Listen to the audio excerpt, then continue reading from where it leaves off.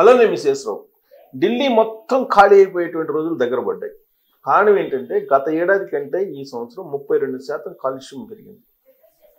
ఒక్క ఏడాదిలో 17 లక్షల మంది కాలుష్యం కారణంగా చనిపోయారని చెప్పేసి లెక్క తేల్చారు. కేవలం ఢిల్లీలోనే కాదు, భారతదేశ వ్యాప్తంగా 17 లక్షల మంది కేవలం కాలుష్యం, మితిమీరినటువంటి కాలుష్యం కారణంగా చనిపోయారు.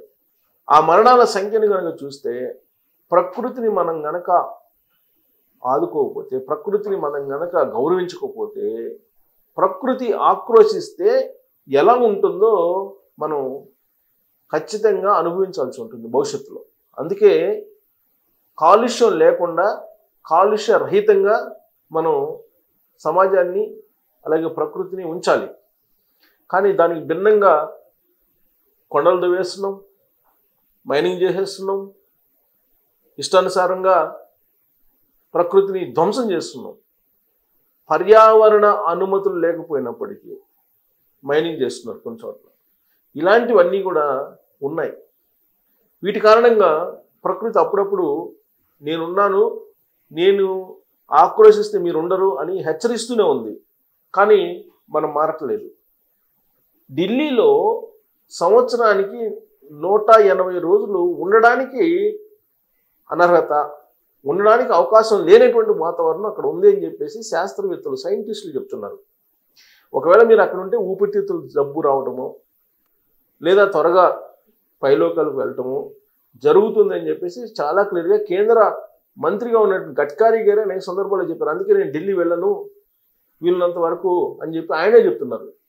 అంటే ఢిల్లీ ఎంత ప్రమాదకర స్థాయిలో ఉందో మీరు అర్థం చేసుకోవచ్చు. కేవలం ఢిల్లీ కాదు, మెట్రోపాలిటన్ సిటీస్లో పొల్యూషన్ అనేది ఎంత డేంజర్ లెవెల్స్లో ఉన్నాయో గతంలో నేను ఒక వీడియో చేసి చూపించాను, ఎక్కడెక్కడ ఎంత డేంజర్ ఉందని.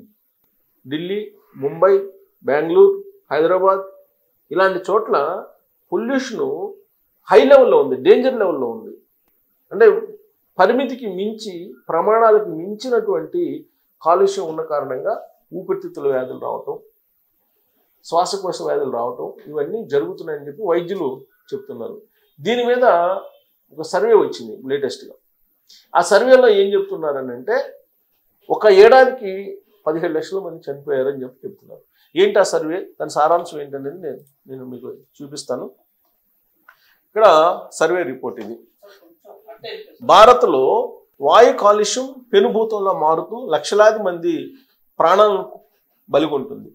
ప్రభుత్వం ఎంతగా కాదన్నా దేశంలో ఇది అత్యంత తీవ్రమైనటువంటి ప్రజారోగ్య సమస్యగా కొనసాగుతుందని మరోసారి రుజువైంది.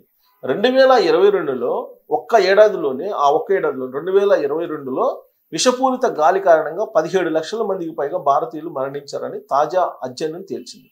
2010తో పోలిస్తే ఈ మరణాల సంఖ్య ఏకంగా 38% అధికం కావడం ఆందోళన కలిగిస్తుంది. 2010తో పోలిస్తే 2022లో జరిగినటువంటి మరణాల సంఖ్యను తీసుకుంటే 38% పెరిగింది కాలుష్యం కారణంగా. ప్రఖ్యాత Lancet count down on health and climate change ఒక నివేదిక ఇచ్చింది. ఆ నివేదిక కొన్ని చేదు నిజాలని బయటపెట్టింది. అవేంటంటే 71 విద్యా సంస్థలు, ఐక్యరాజ్య సమితి ఏజెన్సీలకు చెందిన 128 మంది నిపుణులు ఈ నివేదికలో పొందుపరిచిన అంశాలను చూస్తే మనకి భయంకరమైన నిజాలు బయటపడుతున్నాయి. శిలాజ ఇంధనాలపై మితిమీరి ఆధారపడటం, మితిమీరి ఆధారపడటం అంటే పెట్రోల్, డీజిల్ వీటన్నిటి మీద మనం ఆధారపడటం, గ్రీన్ ఎనర్జీ కాకుండా మన శిలాజ ఇంధనాల మీద ఆధారపడటం అనేది ఒక భయంకరమైనటువంటి నేరం. ఎందుకంటే పొల్యూషన్ రూపంలో మనం జీవన కాలం పడిపోతుంది. వాతావరణ మార్పులను ఎదుర్కోవడంలో విఫలం అవడం ప్రజల ఆరోగ్యంపై ఎలాంటి తీవ్ర ప్రభావం చూపుతుందో ఇది స్పష్టం చేస్తుంది.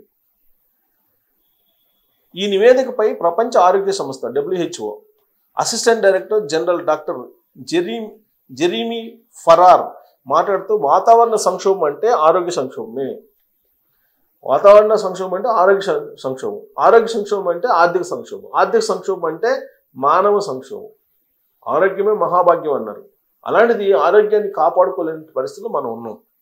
WHO వాతావరణ సంక్షోభం అంటే ఆరోగ్య సంక్షోభమే, పెరుగుతున్నటువంటి ప్రతి డిగ్రీ ఉష్ణోగ్రత ప్రజల ప్రాణాలను, జీవనోపాధిని బలిగొంటుంది.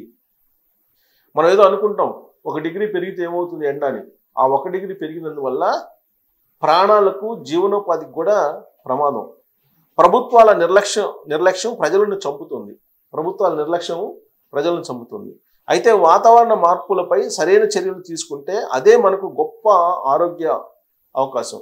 స్వచ్ఛమైన గాలి, ఆరోగ్యకరమైన ఆహారం, పటిష్టమైనటువంటి ఆరోగ్య వ్యవస్థలు లక్షలాది మంది ప్రాణాలను కాపాడగలవు అని చెప్పి వివరించారు.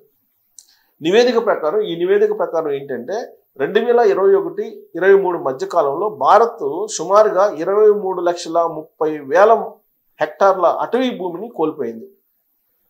అంటే అటవీ భూమి 23,30,000 హెక్టార్లు అంటే దాదాపు 50,000 ఎకరాలు అటవీ భూమిని మనం కోల్పోయాం. ఎందుకు? అడవులు కొట్టేస్తున్నారు.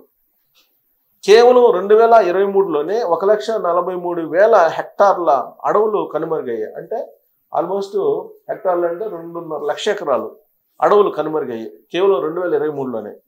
గడిచిన 10 ఏళ్లలో పట్టణ ప్రాంతాల్లో పచ్చదనం 3.6% తగ్గిపోయింది. పట్టణ ప్రాంతాల్లో మనం చూస్తున్నాం. రియల్ ఎస్టేట్ అంటారు. రియల్ ఎస్టేట్ రూపంలో కొన్ని పచ్చని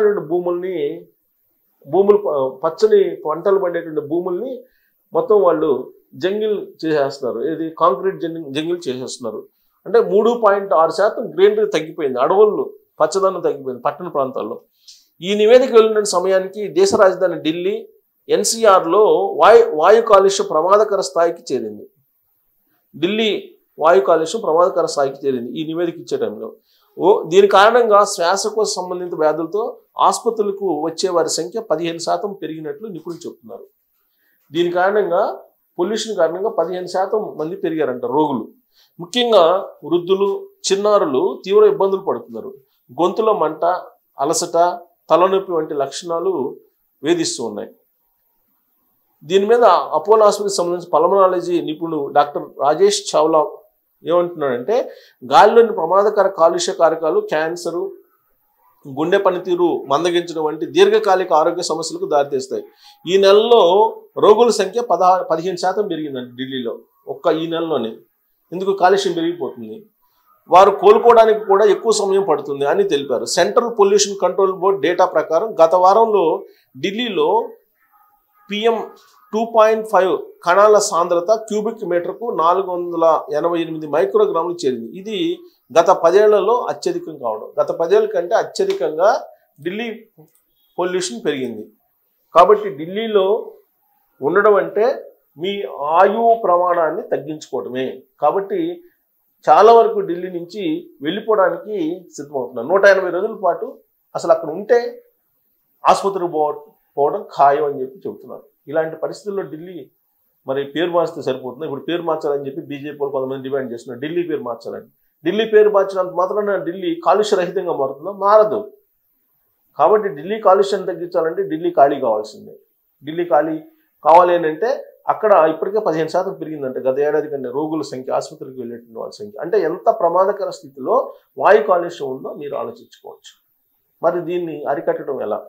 ఇది ప్రభుత్వాల యొక్క వైఫల్యమేనా లేదా మానవాళి వైఫల్యమా? దీని మీద కామెంట్ చేయొచ్చు. Thank you.